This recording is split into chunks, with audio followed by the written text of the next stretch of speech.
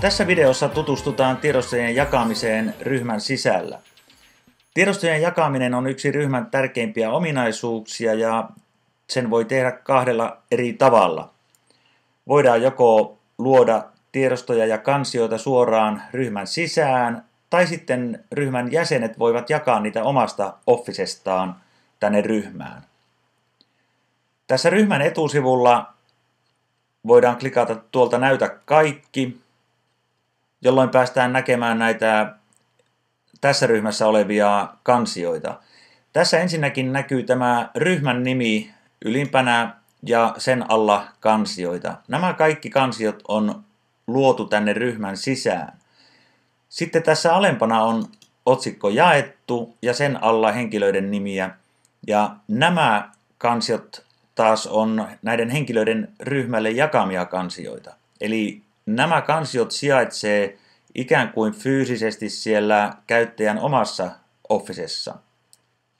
Ja jos klikataan tämmöinen kansio auki, otetaan tästä vaikka nyt tämän ryhmän oma kansio auki ja kiinnitetään huomio tuonne yläriville, missä näkyy tämä polku, jossa ollaan, niin huomataan, että tässä ensimmäisenä tämä sijaintipaikka on tosiaan edelleenkin tämä ryhmä. Eli kun klikataan sitä ryhmän omistamaa kansiota, niin pysytään edelleen täällä ryhmän sisällä. Ryhmän nimi, ryhmän Office ja kansio, jossa ollaan. Jos taas klikataan täältä jonkun käyttäjän kansiota ja kiinnitetään huomio taas tuonne yläreunaan, niin huomataan, että nyt poistuttiin ryhmästä, tultiin tänne kyseisen käyttäjän Officeen ja siellä tähän kyseiseen kansioon. Eli ollaan siirrytty nyt ryhmästä pois. Ja eräs käytännön ero on myös se, että jos vaikkapa henkilö poistuu ryhmästä, niin silloin myös hänen kansionsa poistuvat sieltä, mutta tämmöinen ryhmään tehty kansio ei ole riippuvainen käyttäjistä, käyttäjien tuloista tai menoista. Nämä kansiot on aina täällä, vaikka kaikki käyttäjät vaihtuisi.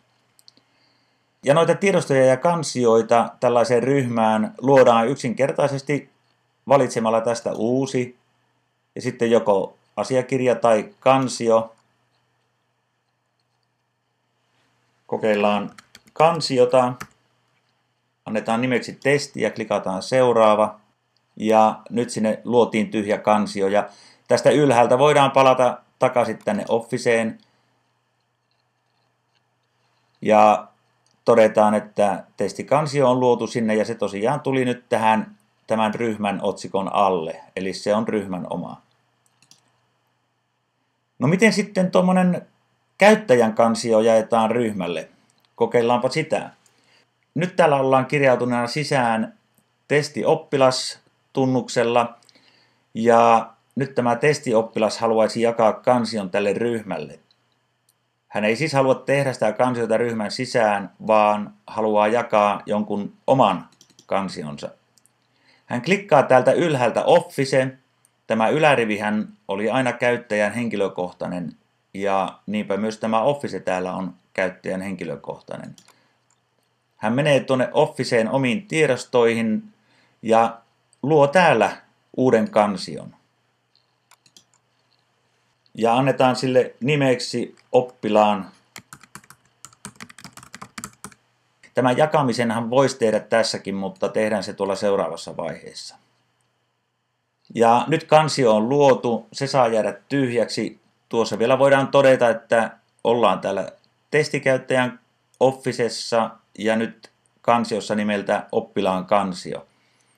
Ja nyt halutaan jakaa se sille ryhmälle. Klikataan tuosta jaa.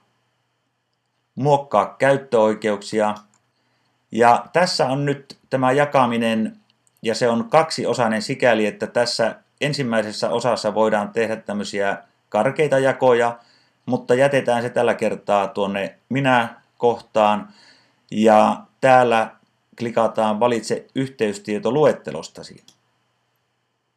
Tässä avautuu nyt tämän käyttäjän yhteystiedot, ja nämä ryhmät, joihin tämä käyttäjä kuuluu, on aina kirjoitettu lihavoidulla ja ne erottuu sieltä siinä mielessä hyvin.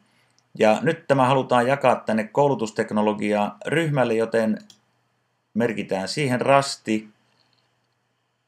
Ja täällä alempana nyt voidaan sitten vielä määrittää, että minkälaiset oikeudet noille ryhmän jäsenille annetaan. Halutaanko, että he voivat vain tarkastella tiedostoja, vaikka myös lisätä, muokata ja poistaa tiedostoja. Annetaan olla nuo laajat oikeudet ja klikataan tallenna. Ja tässä on vielä mahdollisuus lähettää viesti tuonne ryhmälle koskien vaikkapa tätä kansion sisältöä, mutta tässä tapauksessa nyt ohitamme sen. Ja nyt näkyy, että kansion käyttöoikeuksia on muutettu ja se on jaettu valitsemani henkilöt ja siellä on tuo koulutusteknologia-ryhmä. Ja nyt voidaan käydä siellä ryhmässä katsomassa, että näkyykö tämä kansio siellä. Ja tässä näkyy nämä äskettäiset kansiot. Siellä näkyy tuo oppilaan kansio, joka oli jaettu, ja sitten alempana tämä testikansio, joka luotiin suoraan tänne ryhmään. Ja klikataan tuosta näytä kaikki. Ja niinpä siellä nyt pitäisi näkyä sitten testioppilaankin kansio, ja siellähän se on. Eli nyt tämä kansio on jaettu tuolta testioppilaan omasta Officesta, eli on annettu tälle ryhmälle näkymä ja käyttöoikeus niihin tiedostoihin, mutta se sijaitsee siellä testioppilaan omassa Officessa.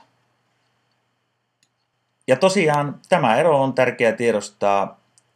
Tiedostoja voidaan joko luoda suoraan tuonne ryhmän sisään, tai sitten niitä voidaan jakaa henkilöiden omasta Officesta.